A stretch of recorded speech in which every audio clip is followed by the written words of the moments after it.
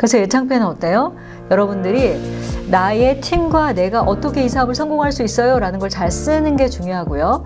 그리고 아이템에 있어서는 혁신성이 뭐다라는 차별성 여러분이 잘 피력하시고, 그리고 현재 단계부터 나는 어떤 식으로 이거를 만들어 가겠다라는 성장 전략도 잘 쓰신다라고 하면 반드시 좋은 결과가 있지 않을까 생각합니다.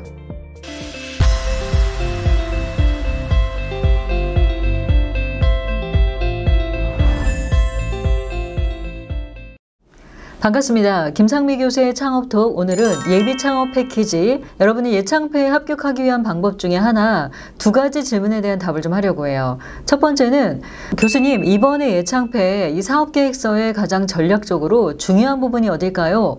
라고 질문을 많이 하세요. 그러면 저는 달라진 점에 대한 것들을 여러분에게 이야기를 많이 해드립니다.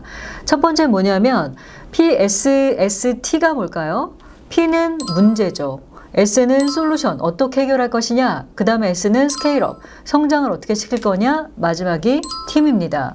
그러면 기존의 예비 창업 패키지 같은 경우에는 사업계획서에 팀이라는 부분을 이렇게 앞으로 빼서 이 팀에 대해서 적어보세요 라고 하는 경우가 없었어요.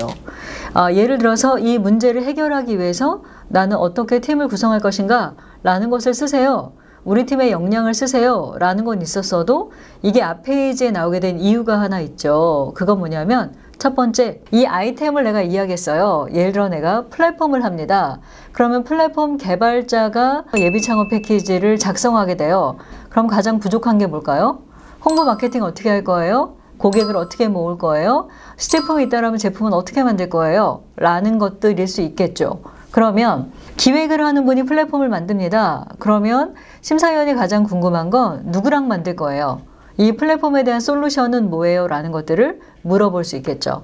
그러다 보니까 대표가 기획을 하는 경우에는 외주로 플랫폼을 만들 수 있고요. 근데 여기서의 문제점은 또 하나 있어요. 제가 오랫동안 사업계획서 컨설팅을 하면서 제 유튜브로 구독하는 분들 이외에도 실제 전화로 무료 상담은 한 1000명 정도 하는 것 같아요. 1년에 한 1000명 넘나요? 그럴 것 같아요. 그리고 실제로 저희 MN 컨설팅 연구소에 와서 컨설팅을 받는 분들도 꽤 많습니다. 뭐 한 해에 한 100명 넘을 것 같아요. 그런데 이제 이런 분들을 대상으로 제가 월별로 어떤 트레이닝을 시키느냐. 예를 들어 저는 아마 3월 말 정도에 2026년도 예비반을 모집할 거예요. 이유 중에 하나는 2026년도 예비반을 지금 모집해서 아이템을 갖다가 선정하고 아이템의 고도화를 하고 시장 분석하고 판매 관련된 부분에 교육을 시키고 그 다음에 사업계획서를 완료합니다. 이렇게 단계별로 대표분들이 갖춰야 되는 역량을 트레이닝 시킵니다. 그래서 이 대표가 되게 중요해요. 나는 플랫폼을 만들겠다라는 기획을 했고 이 플랫폼에 대한 아이디어가 있어요. 그런데 플랫폼은 외주 줄 거예요. 가능하죠. 그러면 외주를 어떤 회사랑 할 거예요? 라는 걸 이번에 쓰는 게 되게 중요한 거예요. 그리고 나는 엔지니어인데 만들 수는 있어요. 어떻게 팔아야 될지 모르겠어요. 그럼 어떻게 해야 하죠? 홍보 마케팅은 이러이러한 회사랑 할 거예요 라는 거, 저는 또는 이런 직원을 뽑아서 이렇게 운영을 할 거예요 라는 거를 잘 써야 된다라는 거죠. 그동안 심사위원들은 대표에 대해서는 예를 들어 여러분도 아시겠지만 직업 정도는 쓸 수 있겠죠. 그런데 뭐가 안 돼요? 소속, 기관 뭐 이런 것들을 예전에는 썼습니다. 그런데 문제가 생긴 게 뭐냐면 좋은 학교, 좋은 기관에 있는 분들을 뽑았어요. 그랬더니 어떻게 됐어요? 이분들이 좋은 학교와 좋은 기관에 있다고 해서 사업을 다 성공시키는 건 아니에요. 그러다 보니까 직장 지우시고요. 그리고 학교도 지우세요. 뭐 이런 것들을 요구하기 시작했죠. 실제로 창업하는 분이 얼만큼 능력이 있느냐, 내가 이 사업을 성공시킬 수 있느냐라는 것을 보여주는 게 뭐예요? 팀이에요. PSST 중에 이 T라는 부분을 좀 잘 써야 돼요. 그러면 어떻게 잘 쓰느냐 정리하겠습니다. 첫 번째, 대표이사는 이러이러한 능력이 있습니다 라는 거 맨 뒷장에 쓰세요. 그런데 줄글로 한 3줄 정도 써야겠죠. 뭐라고 써야 돼요? 저는 이러이러한 경험을 통해서 기획 능력이 있고 이러이러한 경험을 통해서 홍보 마케팅 능력이 있고, 예를 들어서 이번에 초창배에 쓰시는 제 멘티는요, 상장을 2번 해봤대요. 그럼 생각해 봅시다. 상장사 대표일까요? 상장하는 회사에 계셨던 거죠. 그리고 또 얼마 전에 이 컨설팅 하신 분은요, 관세사도 있고 변리사도 있어요. 이런 분들은 전문성은 있는 거죠. 그런데 몇 개의 기업들을 나는 컨설팅에서 거기에 문제점이 이거라서 이걸 하게 됐어요 라는 건 돼요. 그런데 중요한 건 뭐냐면 그냥 저는 회사에 다녔어요. 그리고 이거에 대해서는 이 아이템에 대해서는 관심이 많아요 라고 쓰시면 안 돼요. 디테일하게 이 회사를 운영하거나 이 아이템을 성공시키기 위해서 저는 기획력, 마케팅력, 무슨 역이 있어요 라고 쓰는 게 좋아요. 그러다 보니까 실제 스토리텔링을 만드는 건 누구 능력이에요? 대표의 능력이죠. 그렇다고 여러분 거짓말 하시면 안 돼요. 왜? 심사위원들이 또 이렇게 뾰족하게 묻는 분들이 약간 디테일하게 팔 수 있어요. 그래서 거짓말은 안 되지만 약간의 스토리텔링을 만들 필요는 있다라는 거죠. 그리고 만약에 제가 스마트 스토어로 해서 이만큼 팔아봤어요. 뭐 오픈마켓 전체 매출상 전 이랬어요. 뭐 이런 거 괜찮아요. 영상에 가끔 예창패 1등이 알려주는, 뭐 청창사 1등이 알려주는, 정말 1등일까요? 우린 알 수가 없잖아요. 왜냐면 그분이 뭐 이런 1등 뭐 이런 거를 좀 보여주시나요? 예, 이런 부분들이 마케팅 할 때는 가장 중요한 요인 중에 하나가 되죠. 그래서 예비창업 패키지의 사업계획서는 앞으로 사업을 이렇게 하겠습니다 라는 계획인 거지, 실제 여러분이 반드시 이렇게만 하겠습니다는 아니에요. 그래서 약간 예비창업 패키지는 되게 좋은 게 뭐냐면 계정의 항목이 있습니다. 뭐가 있죠?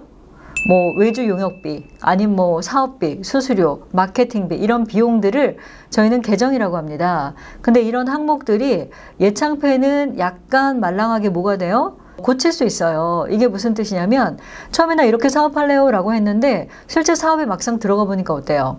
그렇게 사업하기에는 약간 무리가 있다라는 것을 나중에 알게 되는 거죠. 그러면 담당한 교수님과 협의해서 바꾸면 돼요. 어렵지 않습니다. 그런데 초창패는 못 바꿔요. 사업을 그래도 3년 이하의 경험이 있는 분들이라 계정을 바꿀 수 없습니다. 그래서 예창패는 어때요? 여러분들이 나의 팀과 내가 어떻게 이 사업을 성공할 수 있어요? 라는 걸 잘 쓰는 게 중요하고요.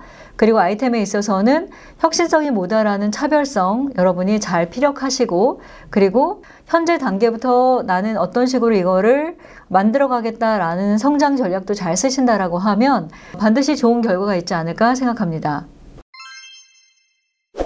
2024년도에 합격했던 많은 분들은 트렌디한 업종을 가지고 사실은 내용에 대한 것들을 쓰게 됩니다. 예를 들어서 나는 반려동물이다 라고 하면 이제 나올 게 거의 다 나온 것 같아요, 여러분. 그래도 또 많이 있겠지만 예를 들어 이런 거죠. 첫 번째는 나는 반려동물의 슬개골 탈구, 메디칼 부분에 대한 것들의 불편함을 풀어줄래요. 두 번째는 사료에 대한 부분과 건기식에 관련된 것을 사람처럼 다 분류했어요. 어떻게?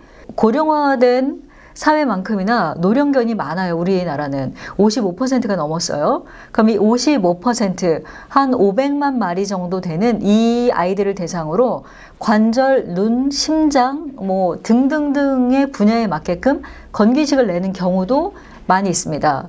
그리고 2025년도에 도입된 이 아이템들 중에 하나는 기존의 반려동물의 메디칼 아니면은 푸드 아니면은 이들이 사용하는 무언가 등등등에서 어디로 이동하냐면 이제는 교육으로 가요.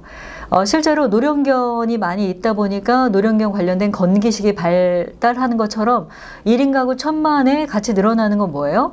반려동물들이 늘어나고 그중에 반려견이 80%를 넘죠. 그럼 이 반려견을 입양하는 분들은 어떤 교육을 받아야 되죠, 여러분? 이 반려묘를 입양하는 분들은 어떤 게 가장 궁금할까요? 이런 거에 대한 플랫폼도 많았고 이런 거에 관련된 온, 오프 라인 관련된 프로그램들도 상당히 많았던 것 같아요. 이렇게 기존에는 없지만 소비자의 니즈가 좀 많은 곳, 이런 곳에 관한 아이템들을 차별성을 잘 가지고 작성한다라고 하면 상당히 좋은 결과가 있을 것 같고, 트렌디한 아이템 중에 올해는 여러분 시니어가 답입니다. 왜일까요? 초고령화 사회로 2025년도 진입을 했고, 그리고 액티브 시니어들은 구매력이 있습니다. 그렇다라고 하면 이 시장은 과연 누가 주인공이 돼야 될까요? 영상 보는 많은 분들 좋은 팁을 얻으시기 바라고, 2025년도 예비창업 패키지 제 영상 보는 모든 분들 다 합격하시기를 제가 기도하겠습니다. 여러분 오늘도 행복한 날 되시기 바랍니다. 지금까지 김상미 교수였습니다. 감사합니다.